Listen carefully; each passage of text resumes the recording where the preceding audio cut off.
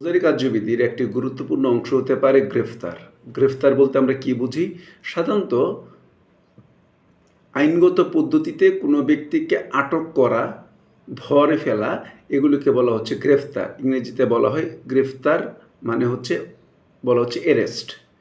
তাহলে অ্যারেস্ট বা গ্রেফতার মানে হচ্ছে কোনো ব্যক্তিকে আটক করা। সহজ কথা হচ্ছে এটাই।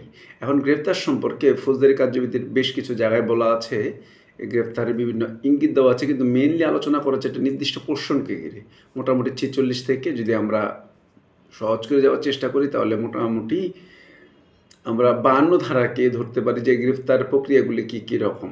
আবার সাধারণ ব্যক্তি কর্তৃক গ্রেফতার সংক্রান্ত বিষয়গুলি সম্পর্কে আমরা পাবো 59। এরকম বিভিন্ন জায়গায় পাবো বলে আমরা বলছি যে গ্রেফতার সম্পর্কে আমরা বিভিন্ন স্থানে বিভিন্ন জায়গায় এগুলি পাবো, যে গ্রেফতার কীভাবে করে এবং কীভাবে করতে হয়। এই হচ্ছে মোটামুটি গ্রেফতার সংক্রান্ত আলোচনা।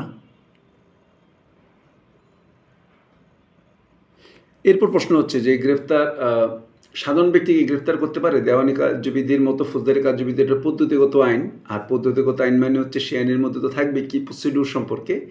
ইংলিশে অনেকে এটা উচ্চারণ করছে প্রসিজার, সেটাই রাইট উচ্চারণ বলে অনেকাংশে এটা মনে করা হয়।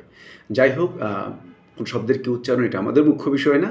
আমাদের প্রশ্ন হচ্ছে আমাদের জানা উচিত বিষয়টা কী।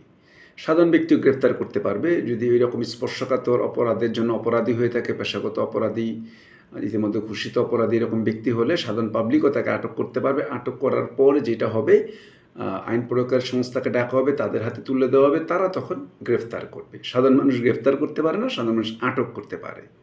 এটা একটা বিষয়।